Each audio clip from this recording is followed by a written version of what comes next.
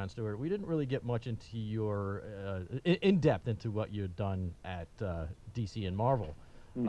Specifically, I'm sure a lot of people would, if they're aware of the fact that you were one of the founding editors at Vertigo when that was pulled together, I guess.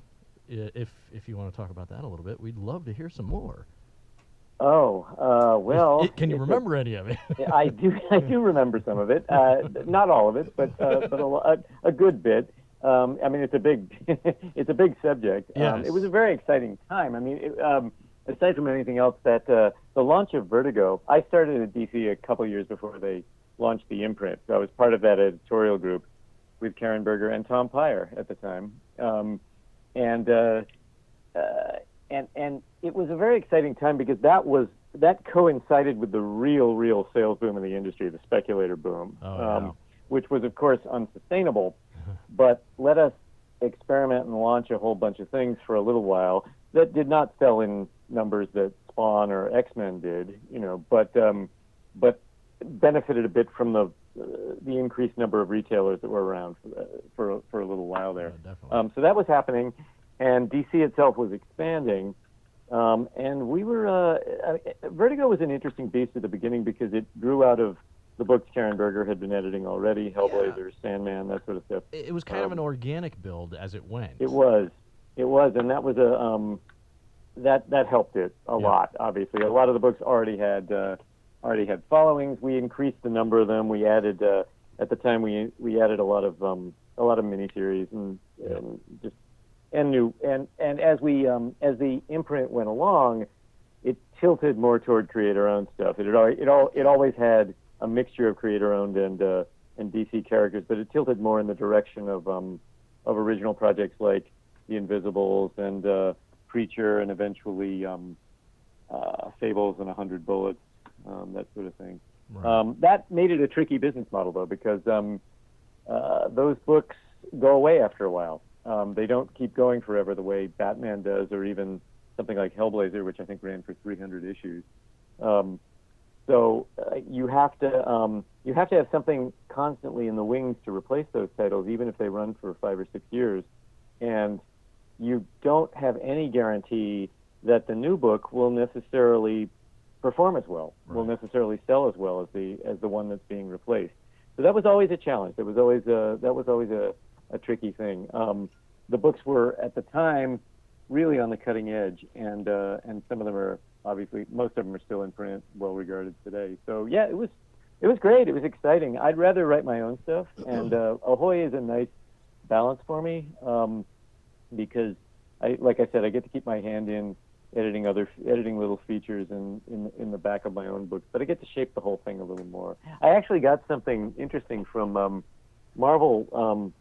Marvel tends to do lots of collections of stuff from the 2000s, early 2000s, and sometimes they'll recollect stories in different combinations. And I actually got something in the mail that I think either just came out or is just about to come out, called Marvel Knights Punisher Taxi Wars, which starts off with a couple of stories I edited, one by Ron Zimmerman and Mike Lilly, and one by Tom Peyer and Manuel Gutierrez that forms the bulk of the book, which is the Taxi War story. But then it's got a one-shot that I wrote after I left staff at the end, in the back. And I don't think I've ever had that before. I don't think I've ever gotten a collection that takes in both parts of my career quite that way. It's got a few other one-shots in it, too. It's a nice little book. Well, that's something, too, though. I mean, after you left DC, you went to Marvel and were instrumental in creating the Marvel, was it the Marvel Knights line? Well, I wasn't. I came on after it was already going. Oh, you did? Okay. Joe Quesada and Jimmy Palmiotti started it up. And when Jimmy left, and basically when Joe became editor-in-chief, I kind of replaced him as editor of the line. Okay.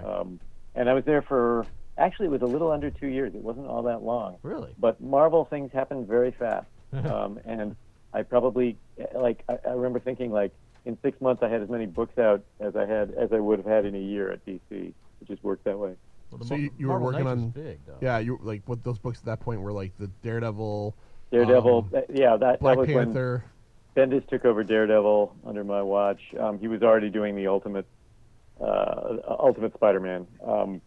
yeah, he came into that. The Punisher, various incarnations of Garth's Punisher.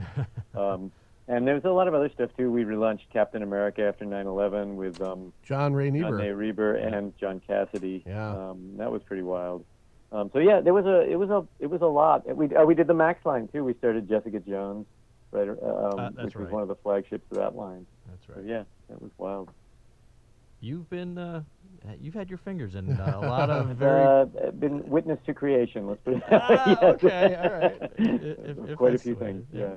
So as somebody who spent a lot of time editing books and also writing books, when you get a collection like that, and, you know, obviously it's like a comp thing, do you ever crack it open and read stuff and find yourself, you know, because you've done so much, kind of not remembering the story, like, you know? Oh yeah, okay, yeah, absolutely. Right. Certainly, if it's something I edited, because at that point you're working on a larger volume of material and you're not as intimately connected to it. But even stuff I've written, like I was looking at this Punisher thing and I thought, oh, that's not a bad line. but then sometimes you can go through it and think, well, I really bit off a little too much there. Like I was trying for a particular effect, but maybe I threw in too many characters, stuff like that. It takes me a while to get that perspective on my work. I don't have that for a few years. But yeah, sometimes it can work both ways. But yeah, there's definitely stuff you don't remember. It's really weird the way that stuff kind of runs in and out of your mind. I would assume, just again being an editor of your caliber who did so much, that there's got to be stuff that, you know, when you're editing it, you're obviously, I guess, reading the story, but you're working on it at the time. So then when you go back, it's got to almost be like a secondary appreciation of like, oh, wow, I can just read this now and not have to worry about if this is in the right spot or if this character did this like 5 issues ago. You know what I mean? Yeah, I guess so. Yeah, I don't know. Like it sort of depends how long ago it is. Like if it's and there are some things like the early issues of Preacher are pretty burned into my brain, for instance. Right. How could they not be? Yeah. Yep. I remember when I knew that book was really going to work was when, I think it's either issue 1 or 2, I can't remember, but there's that exchange where Sheriff Root and what I guess the federal agents are just they're talking about Sheriff Root. That's what it is, the federal agents, and one of them says, I know he looks like what happened when White met trash. And the other guy says, he looks like a guy who'd fuck his own career. And I'm sorry, can I say that? I probably shouldn't have said that. That's okay. That's okay. We were able to take care of that. Oh, no F-bombs. Stuart Moore. Okay, you win the award for the first F-bomb in our 2-year history. Oh, I am sorry. No, it's okay. It's okay. You know, as a matter of fact, when you were telling the story, in my head, you remembered it. I read the book. I didn't remember it, but I remember the book.